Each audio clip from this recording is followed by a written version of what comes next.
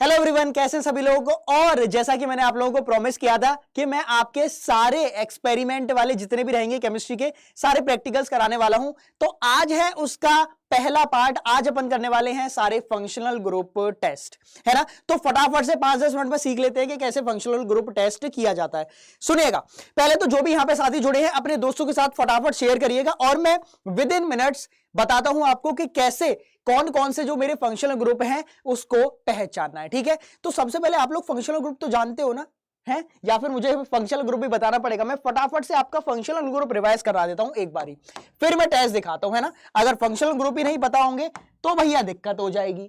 अगर R इससे जुड़ा है OH, तुम लोगों को पता होना चाहिए ये अल्कोहल है, ठीक है, क्योंकि अभी इसका देखने वाले हैं। अगर R इससे जुड़ा है C डबल बॉन्ड OH, ये होता है मेरे पास क्या, ये है कार्बोक्सिलिक एसिड, इसका भी अभी देखने वाले हैं। क्लियर है, ठीक है, ये सारी चीजें तो आप लोगों को पता है। फटाफट से देखिएगा, फिर मैं सीधे टॉपिक पे आता हूं। इसके बाद यही अगर मेरे पास कुछ ऐसा प्रेजेंट है R C double bond OR dash, ठीक, ये होता है मेरे पास क्या, ये भाई साहब हो गए हैं कीटोन। कीटोन सही है। RNH2 अगर ऐसा कुछ दिखे तो ये भाई साहब क्या होते हैं, ये होते हैं मेरे अमीन। बहुत बढ़िया चीज है, बहुत बढ़िया चीज है, ठीक है। और यही अगर मेरे पास ROR डैश ऐसा कुछ लिखा हो तो ये होता है मेरे पास ईथर, ठीक है। और यही अगर मेरे पास RC डबल बॉन्ड OH अगर ऐसा कुछ लिखा है तो ये होता है मेरे पास एल्डिहाइड। वैसे तो बहुत सारे होते हैं पर इतना इनफ है, अगर और जरूरत पड़ेगी तो मैं दिखा दूंगा। तो ये फंक्शनल ग्रुप्स हैं। अब आते हैं टॉपिक पे कि कौन से फंक्शनल ग्रुप पहचानने। तो सुनिएगा होता क्या है, सुनिएगा, एक सेकंड। हां देखो, यहां पे फंक्शनल ग्रुप टेस्ट जब आएगा तो आपको एक ऐसा बीकर होगा। चलो मैं स्टार्ट करता हूं। एक सबसे पहले दिया रखेगा आपको टेस्ट ट्यूब। यहां पे एक टेस्ट ट्यूब दे रखा होगा। अगर टेस्ट ट्यूब में तुम्हारे पास लिक्विड होगा, कोई सा भी लिक्विड होगा, ऑब्वियसली ट्रांसपेरेंट लिक्विड होगा, सुनते हुए चलेगा, ट्रांसपेरेंट लिक्विड होगा, उसमें सबसे पहले देखो बहुत सारे फंक्शनल ग्रुप होते हैं लेकिन जो मेनली दिए जाते हैं वो 6 होते हैं। यहां पे मैं वो लेके आया हूं। सबसे पहले आप जो लिक्विड दे रखा होगा ना, उसमें तुम्हारे लैब में मेटल होगी, सोडियम मेटल। सोडियम मेटल को एक स्पैचुला से उठाना है ना, स्पैचुला से एक छोटा सा पीस लेना और इसके अंदर डाल देना। किसके अंदर, ये जो ट्रांसपेरेंट है इसके अंदर। फिर इसमें से झाग निकलेगा। झाग को केमिस्ट्री में बोलते हैं ब्रिस्क एफरविस्केंस। तो यहां से झाग निकलेगा और ऑब्वियसली झाग क्यों निकल रहा है मास्टर, क्योंकि हम लोग सोडियम की रिएक्शन करा रहे हैं किससे, कोई भी मेरे पास एसिड है उससे। तो जब भी ऐसा कुछ होता है तो H2 निकलती है, H2, और H2 एक एक्सप्लोजिव गैस है। एक्सप्लोजिव इसलिए है, अरे हाइड्रोजन बॉम्ब। अब यहां पे इतना ज्यादा नहीं है कि बॉम्ब बन जाए, तो बस थोड़ी सा झाग बनता है, और अगर ऐसा कुछ मिल जाए तो प्रूव हो जाता है कि हाँ भैया मेरे पास अल्कोहल है। ठीक है, पहला तो टेस्ट ये है। अब एक बात मैं आप लोगों को बता दूं, अगर एक बार झाग निकल गया तो तुम लोग बार बार फिर नाटक नहीं करना कि यार फिर से मैं डबल टेस्ट कर लूं, एक बार और टेस्ट कर लूं, नहीं तो तुम फंस जाओगे। एल्डिहाइड, कीटोन, कार्बोक्सिलिक एसिड ही करते रहोगे। अगर झाग निकल आया मैं बोल दूंगा अल्कोहल है, रिएक्शन हो गई मेरी खत्म, मैं जाके प्रैक्टिकल में अब लिखूंगा।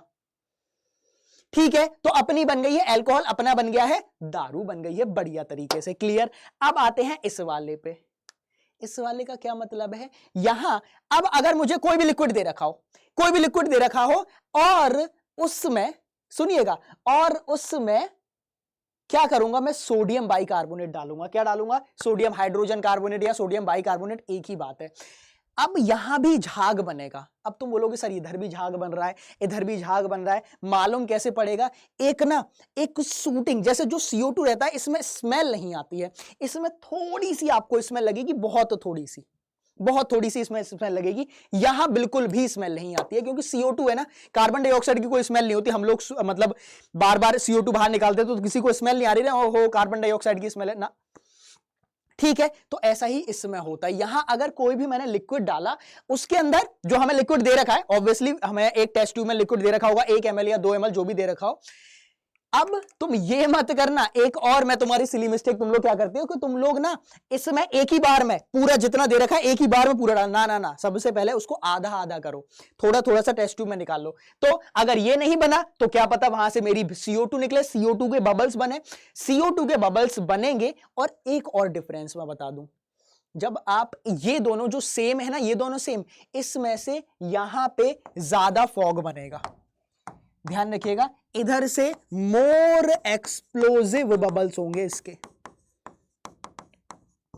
इसके जो बबल्स होंगे वो एक्सप्लोजिव होंगे। एक्सप्लोजिव मतलब हल्का सा पट पट पट पट कर रहे होंगे, पट पट पट पट पट पट पट, लेकिन ये सिर्फ बबल बन रहे होंगे, दुम दुम दुम। इसके कैसे होंगे? पट पट पट पट, इसके दुम दुम दुम। क्लियर हो गया? तो अगर बहुत तेज है तो मेरे पास क्या है? अल्कोहल। अगर धीरे धीरे तो मतलब CO2 बन रही है। CO2 किस में बनती है? CO2 बनती है मेरी कार्बोक्सिलिक एसिड में, एसिड में। क्लियर? क्लियर है? यहां तक क्लियर हो तुम लोगों का? बढ़िया बढ़िया, ठीक है। बढ़ते हैं अब अपन आगे। अब आते हैं एरल्डिहाइड पे। जैसे जैसे ये है मेरे पास AR और OH। पीछे अगर तुमने देखा हो तो यहां लिखा था ROH, मतलब ये है मेरे पास कोई भी एल्काइल एल्काइल, जैसे CH3 CH2OH, ये इनके लिए था। यही अगर मेरे पास कुछ ऐसा मिल जाए, अगर ऐसा कुछ आ जाए, मतलब मेरे पास एरोमेटिक एल्कोहल आ जाए, तो क्या करेंगे बॉस? भैया एलिफेटिक एल्कोहल, एरोमेटिक एल्कोहल दोनों अलग अलग होते हैं। फिर मैं लेके आऊंगा ferric chloride. Ferric chloride, ferric में ध्यान रखिएगा यहां Fe3 पॉजिटिव होता है। फिर क्या करेंगे? लैब में ढूंढना कि भैया फेरिक क्लोराइड कहां है। जैसे ही फेरिक क्लोराइड आया, अब देखिएगा जब भी आयरन आता है ना तो आयरन कलरफुल है। आपके पास कोई, मेरे पास अब देखो झाग नहीं निकला। आपने OH करा, मतलब आपने मेटल डाली, नहीं झाग बना। आपने सोडियम बाइकार्बोनेट डाला, नहीं झाग बना। दिमाग खराब हो गया भाई साहब, ना मेरा अल्कोहल है ना मेरा कार्बोक्सिलिक एसिड है। अब क्या करूंगा मास्टर? अब आप लेके आओगे फेरिक क्लोराइड, FeCl3। FeCl3 की एक बूंद ऐसे टपकानी है, टुक करके ड्रॉपर से एक बूंद टपकाना। एक बूंद टपकाओगे तो यहां पे ऐसा वॉयलेट कलर आ जाएगा। क्या बढ़िया बढ़िया बातें बता रहा हूं मैं। वॉयलेट कलर अगर आ जाए तो ध्यान रखना ये मेरा एरोमेटिक अल्कोहल प्रेजेंट है। फिनॉल हो सकता है, कुछ भी हो सकता है, सब्स्टिट्यूटेड फिनॉल हो सकता है। हाँ, बस ये है कि मेरा एरोमेटिक अल्कोहल प्रेजेंट होगा। क्लियर हुआ? क्लियर हुआ? अब मैंने क्या क्या डाल दिया? मेटल डाला, सर कुछ नहीं हुआ, झाग नहीं बना। मैंने बाइकार्बोनेट डाला, सोडियम बाइकार्बोनेट, सर झाग नहीं बना, CO2 नहीं निकली। मैंने FeCl3 डाला, सर कलर भी चेंज नहीं हुआ। मास्टर अब क्या मैं करूं? अब सुनिएगा, अब मुझे एक अलग से बनाना पड़ता है। क्या अलग से बनाना पड़ता है? यहां पे मैं कॉन्सेंट्रेटेड HCl लूंगा 1 ml। देखो एक टेस्ट ट्यूब में तो मेरा जो गिवन लिक्विड है जिसमें मुझे पहचानना है वो मैंने अलग रखा। अब मैं एक टेस्ट ट्यूब लूंगा, उसमें 1 ml मैंने डाला क्या है? HCl, कॉन्सेंट्रेटेड HCl डाला। उसके बाद इसमें 4-5 ड्रॉप डाली मैंने क्लोरोफॉर्म की। क्लोरोफॉर्म, ठीक है, मैंने क्लोरोफॉर्म डाला और 2 ml डाला मैंने अल्कोहलिक पोटेशियम हाइड्रोक्साइड। इसका एक बढ़िया सा सॉल्यूशन बनाया। तो अब एक टेस्ट ट्यूब में मेरा इसका सॉल्यूशन बना और एक टेस्ट ट्यूब में मेरे पास लिक्विड वाला जिसमें मेरे को फंक्शनल ग्रुप पहचाना, और मैंने फंक्शनल ग्रुप वाले में इसको डाल दिया। जैसे ही डाला, बहुत गंदी बदबू आती है भाई साहब। क्लोरोफॉर्म है ना, क्लोरोफॉर्म सूंघते बेहोशी तो आती है। तो ध्यान रखिएगा इस वाले पे थोड़ा अगर आपको अलग सी स्मेल आ जाएगी, मतलब एकदम सर चकरा जाएगा, मतलब नाक में चढ़ जाती है। हम लोग जब एक्सपेरिमेंट करते थे, मुझे अभी भी ध्यान है, ये वाली जब आता था एकदम नाक में चढ़ जाती थी। तो जब नाक में चढ़ जाए, जब नाक में चढ़ जाए तो ध्यान रखिएगा यहां पे क्या है मेरा अमीनो, इसको NH2 कर लेना। NH2 मतलब इसमें मेरा अमीनो ग्रुप प्रेजेंट है। यहां पे मेरा अमीनो ग्रुप प्रेजेंट है। बहुत बेहतरीन बात मैंने आपको बता दी है। क्लियर है? बहुत ज्यादा बदबू आने लगे तब।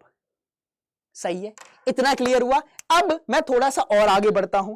अरे मास्टर, सोडियम मेटल डाली, हाइड्रोजन नहीं निकला, बबल्स नहीं निकले।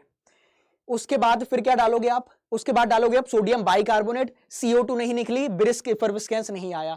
फिर उसके बाद मैंने फेरिक क्लोराइड डाला, मास्टर कलर ही चेंज नहीं हुआ। बैंगनी कलर बोला था मास्टर, नहीं आया। अब मैंने बोला भैया सॉल्यूशन बनाओ पोटेशियम हाइड्रोक्साइड, क्लोरोफॉर्म और किसका था, मतलब कॉन्सेंट्रेटेड HCl का। बदबू भी नहीं आई मास्टर। अब क्या करना है? अब रुको जाओ, अब 2 और बचते हैं। इतने ही फंक्शनल ग्रुप आएंगे आपके में, इतने ही आएंगे। एलिफेटिक अल्कोहल, यहां पे आ जाएगा मेरे पास कार्बोक्सिलिक एसिड, एरोमेटिक अल्कोहल, फिर अमीनो ग्रुप। अगर ये भी ना आए फिर 2 और टेस्ट बचते हैं दोस्त। फिर क्या करोगे आप? जो मुझे लिक्विड दे रखा है उसके बाद लेना टॉलरेंस रिएजेंट। टॉलरेंस रिएजेंट किससे रिएक्ट करता है? एलिफेटिक एल्डिहाइड से रिएक्ट करता है, एरोमेटिक एल्डिहाइड से रिएक्ट करता है, लेकिन कीटोन से रिएक्ट नहीं करता। तो यहां पे अब मुझे लेना है टॉलरेंस टेस्ट। और उसके बाद मैं क्या करूंगा? इसको ना मैंने टॉलरेंस रिएजेंट इसमें डाला, सिल्वर मिरर टेस्ट जिसको बोलते हैं, ध्यान रखिएगा इसको सिल्वर मिरर टेस्ट भी बोलते हैं, सिल्वर मिरर टेस्ट। मैंने टॉलरेंस रिएजेंट डाल दिया, इसको थोड़ा सा ना, एक वाटर बाथ होता है, एक एल्युमिनियम में तांबे की, कॉपर की एक वो रहती है, मतलब मान लो कटोरी सी होती है, ठीक है, उसमें ऐसे रखना होता है, स्पैचुला से पकड़ना होता है और थोड़ा सा ऐसे ऐसे ऐसे ऐसे शेक करना होता है, ठीक है, स्पैचुला से पकड़ना और स्पैचुला थोड़ी थोड़ी थोड़ी थोड़ी ऐसे हिलाते रहना, शेक करते रहना। तो फिर क्या होगा, देख रहे हो ऐसे, ठीक है। तो यहां पे ना इधर जो बनेगा ये सिल्वरिश फॉर्म में आ जाएगा, सिल्वरिश, सिल्वर समझते हो, मतलब ऐसा चांदी सा, जो चांदी वाला कलर होता है ना वैसा आपको कलर दिख जाएगा। और अगर कहीं ऐसा दिख जाए तो हमेशा ध्यान रखना वो होता है मेरे पास प्रेजेंस ऑफ एल्डिहाइड। किसका प्रेजेंस है? प्रेजेंस ऑफ एल्डिहाइड है। बहुत बेहतरीन बात मैंने आपको बता दी है, बहुत भयंकर बात, क्लियर है? प्रेजेंस ऑफ एल्डिहाइड यहां पे हो जाएगा। अब है बिल्कुल आखिरी, जो है मेरे पास कीटोन। मैंने 6 बताए थे, 6 में से छठे का नंबर आ गया है। मुझे जो भी लिक्विड दे रखा है वो लिया मैंने।